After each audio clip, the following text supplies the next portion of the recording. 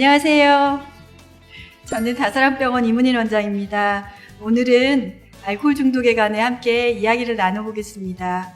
알코올 중독과 관련해서 자주 듣게 되는 질문들이 있는데요. 그 질문들에 답변을 하는 구성으로 진행해 보도록 하겠습니다.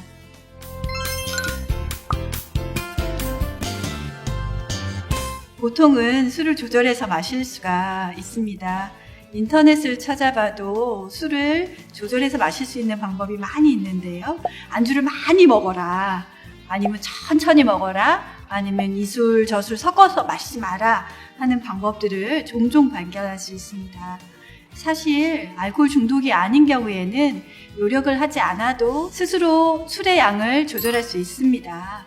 그러나 알코올 중독의 경우에는 술을 조절하고 싶어도 조절하기가 힘들어집니다.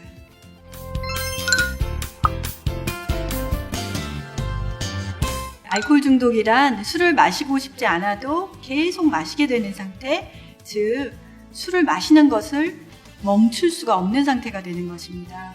처음에는 술을 마시고 나니까 기분이 아주 좋아지고 잠도 잘 오고 그런 긍정적인 강화 때문에 마시기 시작합니다. 그런데 중독이 되면 건강이 악화되고 가족 사이에서도 갈등이 생기고 직장에서도 문제가 생기는 등 부정적인 강화가 계속 지속되는데도 술을 강박적으로 마시게 됩니다. 이미 뇌에서 신경회로의 변화가 일어났기 때문에 스스로의 의지로는 조절되지 않는 상태가 된 것이죠. 중독의 단계에 들어서면 뇌에서 조절 능력을 상실해서 의지만으로 술의 양을 줄일 수가 없게 됩니다.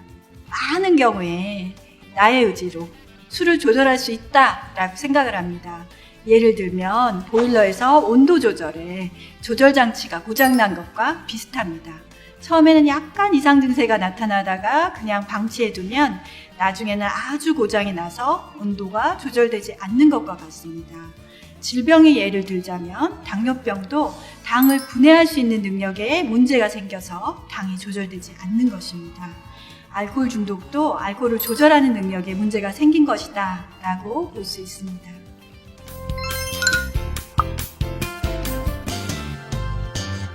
며칠 마셨냐, 몇 병 마셨냐 라는 것으로 중독이 결정되지는 않습니다. 중독의 형태는 여러 가지로 분류할 수 있는데요. 그 중에 하나인 감마형은 시작하면 멈추지 못하고 계속 마시게 되는 것입니다. 건강 악화 등 문제가 생기면 멈췄다가 다시 마시게 됩니다. 델타 유형은 매일 일정량을 마시고 있어서 스스로 조절 능력이 있는지 아니면 없는지도 모르다가 금단 증상이 나타나서야 중독임을 알게 되는 것입니다. 이렇듯 중독의 유형은 다양하고 서로 나와 다른 경우가 중독이다 라고 주장을 하기도 합니다.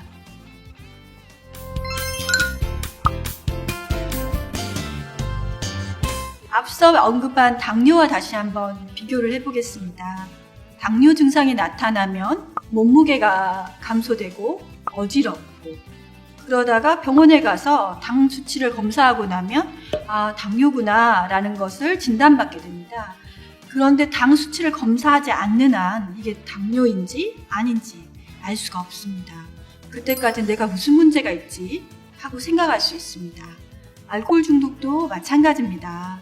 쭉 술을 드셔오시다가 갈수록 조절이 안 되기 시작하고 그럴 때마다 술 마시는 이유는 가족 문제다, 직장 문제다, 사회 문제다 등으로 돌려버립니다.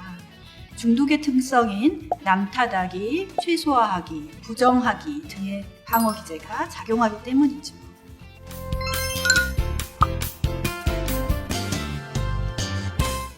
술을 아예 안 마시는 단주의 과정이 어려울 것 같아서 차라리 술의 양을 줄이는 등 조절하는 경우가 있습니다. 이는 술에 대한 집착이나 갈망, 그리고 긍정적인 기대 때문에 미련을 갖고 노력하는 것입니다. 술 한 병만 마시자고 생각해서 드라마 한 편 보는 동안 딱 한 병만 마신다 하고 생각하고 다 마신 후에 또 드라마 한 편 더 보고 또 마시기를 반복하는 것이죠. 주종을 바꿔 원래 마시던 소주 대신 막걸리를 시도 때도 없이 마시기도 합니다. 결국 마시는 술의 양이나 종류를 바꿔도 조절은 힘듭니다. 이것을 인정하고 단주를 하는 것이 중요합니다.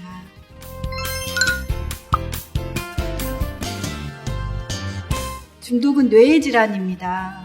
마시는 술의 양을 조절하려고 노력하다가 모피가 풀려서 다시 마시기 시작하면 과거보다 더 많은 양을 마시게 될 수도 있습니다. 그런 과정에서 나 자신에게 실망해서 자포자기하게 되고 더 술을 많이 마시게 되면서 더 많이 힘들어질 수가 있습니다.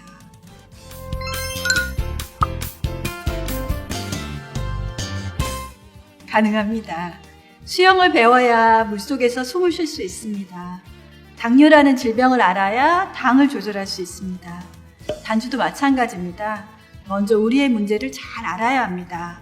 단주를 하기로 결심하는 것뿐만이 아니라 어떻게 단주를 하는지 그 방법을 배우고 스스로 변화하는 과정이 무엇보다 필요합니다.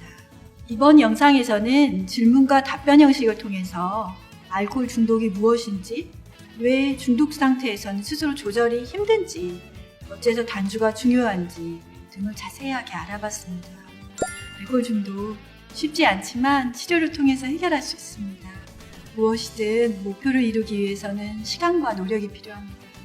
사람은 누구나 어려운 시간, 좌절을 경험합니다. 그 시기를 잘 인내하고 단주에 성공한다면 여러분의 인생에 앞으로 큰 힘이 될 것입니다.